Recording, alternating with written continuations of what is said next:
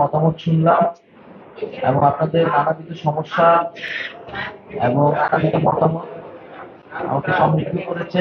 আমি বোঝার চেষ্টা করেছি আপনাদের সমস্যাগুলা কোথায় এবং কিভাবে এটা সমাধান হতে পারে। আপনাদের দেখা যাবে আপনারা অনেক প্রস্তাবনা করেছেন, আমরা সেগুলা সর্বাত্মক চেষ্টা করব যাতে আপনাদের সেই সমস্যাগুলো সমাধান আমরা দিতে পারি।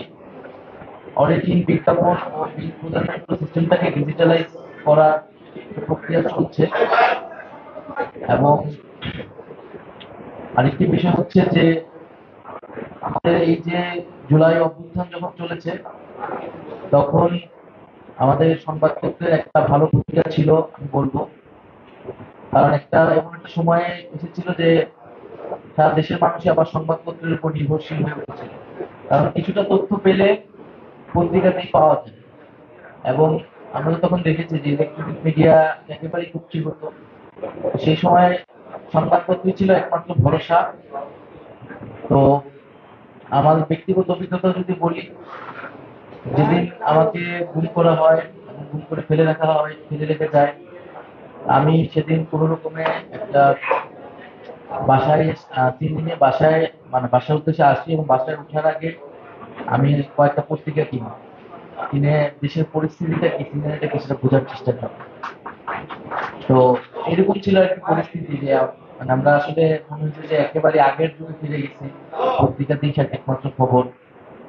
এবং বিপ্লবীতে যখন ছিলাম কোন রকমের লুকায় টুকায় কাউকে বলে হচ্ছে ধার করে একটা পত্রিকা কোন রকম আমরা অল্প সময়ের জন্য নিতে পারতাম দেশের পরিস্থিতি কি একটু বোঝার জন্য। তো এরকম পরিস্থিতির মধ্যে দিয়ে আসলে আমরা গেছি যে আমি যখন হাসপাতালে ছিলাম, হাসপাতালে আমার জন্য পত্রিকাও ঢুকতে দেওয়া হয়নি। পত্রিকাকে এত ভয় পাওয়া শুরু করতে তারা যে আমার বা পুরনো কোনো পত্রিকা ঢুকতে দেওয়া হয়নি। তো আমি এই জন্য আজকে যেহেতু আপনারা সংবাদকর্মীরা এবং বিভিন্ন সম্পাদক এসেছেন, তো সেই আন্দোলনে পক্ষ থেকে আমি আপনাদেরকে আন্তরিকভাবে ধন্যবাদ জানাচ্ছি বাংলাদেশের ছাত্র জনতার পক্ষে থাকার জন্য। আবার এর উল্টো দিকও আছে, আমরা জানি যে এই সংবাদকর্মী অনেকেই আন্দোলনের বিপক্ষ ছিল, ফ্যাসিবাদের পক্ষেই তারা কাজ করেছে। এবং আমি এর আগেও এটা স্পষ্ট করেছি যে চাকরিবাদের পক্ষে যারাই কাজ করুক না কেন, গণহত্যায় যারাই উস্কানি দিয়ে থাকুক না কেন, তাদের বিচার হবে। সে সাংবাদিক সাংবাদিক না কবি না সাহিত্যিক, এটা বিবেচনায় আমরা নেব না। আবার একই সাথে কোনো সাংবাদিক বা যে কেউ তার সাথে যদি ইনজাস্টিস করা হয়, তার প্রতি যদি অবিচার করা হয়, সেই বিষয়টিও আমরা দেখব।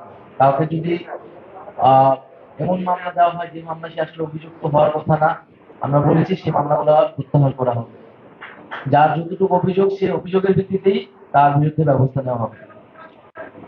দ্বিতীয়ত, আমরা গণমাধ্যমের স্বাধীনতার কথা বলেছি যে আমরা গণমাধ্যমের স্বাধীনতা নিশ্চিত করতে চাই, কিন্তু এটি কেবলই মুখের কথা নয়, আমরা এটি কাজে বাস্তবায়ন করতে চাই। তো কিভাবে কাজে বাস্তবায়ন করা যায়, এটা বাস্তবিক করা যায়, সেটার জন্য নীতিমালা প্রয়োজন। এবং নীতিমালার জন্য আপনারা যেটা বললেন যে একটা কমিশন গঠন প্রয়োজন খুব দ্রুত সময়ের মধ্যেই। আমি আশা করি যে আগামী সপ্তাহেই হয়তো গণমাধ্যম সংস্কার কমিশনের ঘোষণাটি দিতে পারবো আমি। আমাদের প্রধান উপদেষ্টা ডক্টর মোহাম্মদ ইউনূস, উনি জাতিসংঘ থেকে দেশে আসলে হয়তো এই ঘোষণাটি আসবে। আমি কথা বাড়াবো না, আমি জাস্ট আরেকটি বিষয় আপনাদেরকে বলবো। আমরা গণমাধ্যমের স্বাধীনতা চাই অবশ্যই, কিন্তু আমি আপনাদের কাছে প্রশ্ন রেখে দিতে চাই যে গণমাধ্যমের স্বাধীনতার সীমাটাও কতটুকু। আমরা জানি যে স্বাধীনতা মানে আসলে স্বাধীনতা, এখানে কোনো নিয়ন্ত্রণ চলে না। কিন্তু গণমাধ্যমের স্বাধীনতার কথা বলে বা স্বাধীনতার মাধ্যমে কি ফ্যাসিস্টদের পক্ষে প্রচারণা করা যাবে কিনা, গণমাধ্যমের স্বাধীনতার কথা বলে কি ফ্যাসিস্টদের পারপাস সার্ভ করা যাবে কিনা, তো সেই বিষয়টি আপনাদের কাছে প্রশ্ন রেখে গেলাম। আমরা আমাদের দেশ, আমাদের এই যে অভ্যুত্থান, সেইটাকেই প্রাধান্য রেখে, মানদণ্ড রেখে আমরা সকল স্বাধীনতা কিন্তু নিশ্চিত করতে চাই।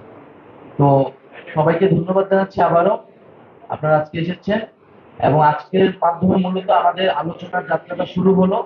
এই আলোচনা অব্যাহত থাকবে এবং আমরা আলোচনার মাধ্যমে সামনের যে বাংলাদেশ, সেই বাংলাদেশের সামনের যে গণমাধ্যম, সাংবাদিকতা, তার গুণগত পরিবর্তন কিভাবে নিয়ে আসা যায়, সেই চেষ্টাটি জারি রাখবো। ধন্যবাদ সবাইকে। ধন্যবাদ ধন্যবাদ মাননীয় উপদেষ্টা মহোদয়।